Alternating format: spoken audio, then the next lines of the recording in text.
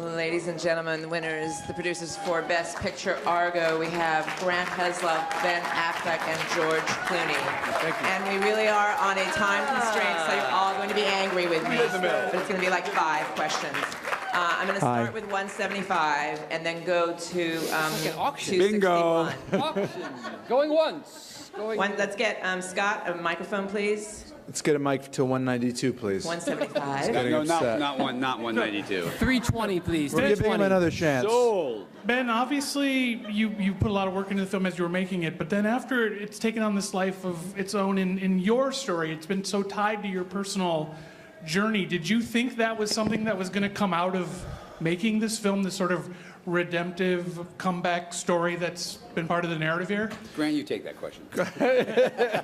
Yes. Love short answers. I was excited about making the movie. These guys had a script. I really liked it. I called them up, said, I got a take for it. You know, will you put me on the movie? And I wanted to do the movie, and I wanted to work with them. That's what I thought would happen. You know, I wanted to work on something quality. I did the movie. We all worked really hard. I hope that people would like it. I didn't take a more meta, approach to it than that. I was excited to make it. I was excited to work with these guys, the cast we had, and I was willing to let the chips kind of fall where they may, as long as we thought we had done something that we were interested in. We're going to 261, then over to 138. Hi, back here. Obviously, at certain points, we thought that other films might win this. Could you describe when exactly you felt a tipping point in your favor? Michelle Obama.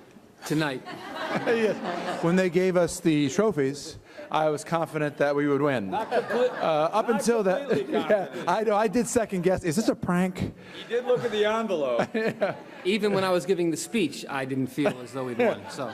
Once Grant let me talk, I felt good. I don't get into too much into the Oscarology and the pontificating and the guys who do that stuff and report on it, which is great, and people like it and they're interested in it, and people should be. I hope people are interested in the Oscars because it helps our industry and it helps make better films. But it doesn't help me to read up on that stuff. So I was thrilled for Billy. I was thrilled for Chris, and when it came along, I was thrilled for these two guys.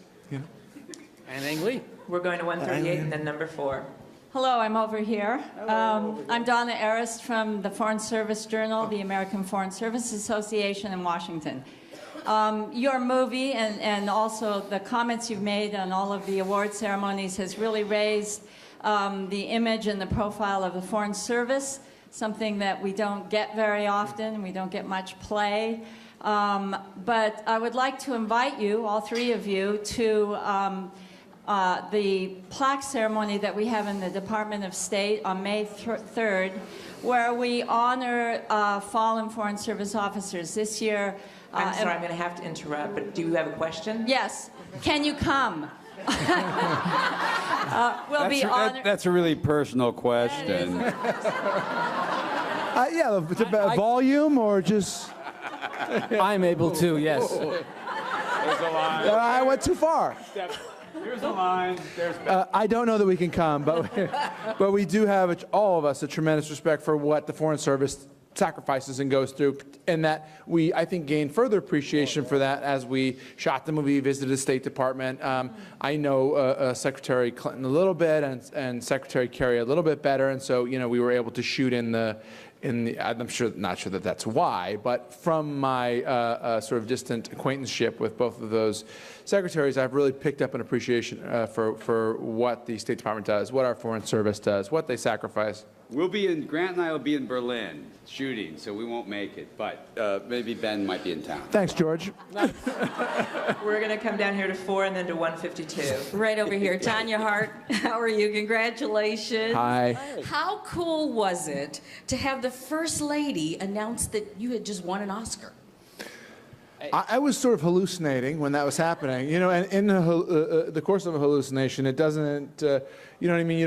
It doesn't seem that odd when some other, oh, look, a purple elephant, you know what I mean? Oh, Michelle Obama. It just seems like it's natural because the whole thing is so unnatural. No, I mean, honestly, I was just asking these 2 guys outside, like, was that Michelle Obama? I thought, the whole thing kind of overwhelmed me at the time, but in retrospect, the fact that it was the First Lady was an enormous honor, and the fact that she clearly was surrounded herself by servicemen and women was, special, and I thought appropriate.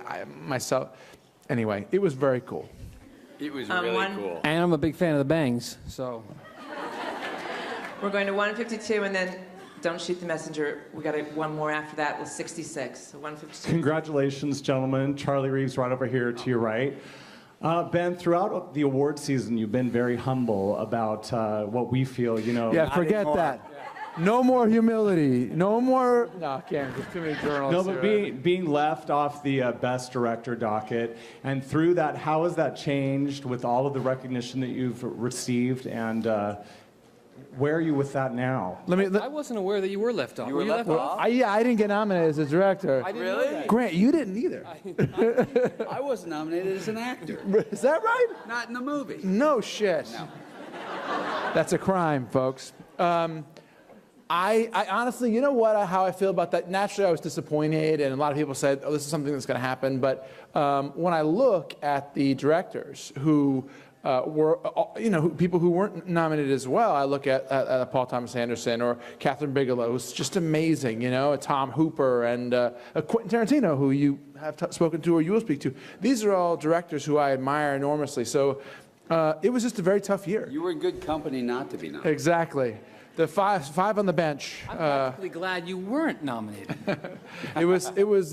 You know what? You're not entitled to anything. I'm honored to be here. I'm honored to be among these extraordinary movies, and I'm really, really honored to win an Academy Award. So this is not a point where I'm spending a lot of time second guessing or worrying about anything. And this is the last question, 66 in the back. Yeah, hi there, Ben. I'm just wondering over here. I'll see you, Mike. Thank you. Here he I'm just is. wondering if you have any reflections at this point about making films about true life events. In your movie, you included a cameo of President Carter. You spoke at the start about Mossadegh and the politics that was involved there.